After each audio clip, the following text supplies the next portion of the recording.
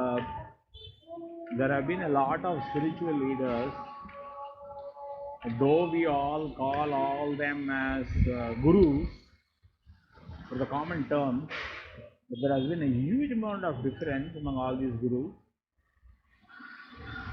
and some of them are religious, some of them do not have any religious bending, and there are a lot of followers for all these gurus. In this documentary, we are making an attempt to find out what all these spiritual leaders have been saying. What is their philosophy? What do they want to communicate? And how many of these followers understood what they communicated? And why do these followers follow these leaders? See, the one thing fundamentally is, I can see a very clear difference between a religious doctrinal type of a system and a spiritual search. A spiritual search is beyond religion. Though many of the religion might lead to a spiritual path, and I'm not sure whether all those who take up all these religious beliefs and follow these doctrines, do they actually go towards a spiritual path?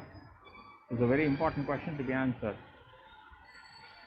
And we would like to check all this plethora of the spiritual gurus. There are so many varieties. Like, say for example, Jiddu Krishnamurti was more a psychologist.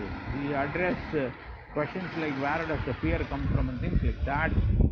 On the other hand, Osho, his philosophy was quite different, and Ramana for that matter, and much more closer to the religious belief, like Shirdi Sai Baba, Puttaparthi Sai Baba, and so many.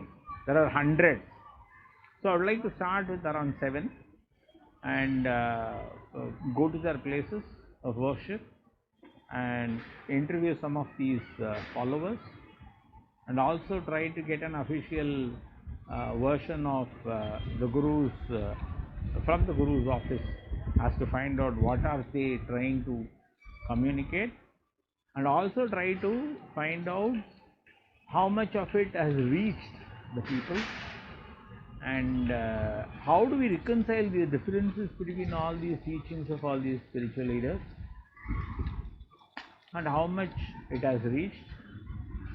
Because on the one hand, I have heard many of the followers say that if I'm going to pray and ask, I get this. Is it as simple as that? Are they not philosophical? Do they answer the primordial question? So this is an effort to do this, and I hope all of you will appreciate this good effort, and let us try to explore this. Maybe in the process we get enlightened.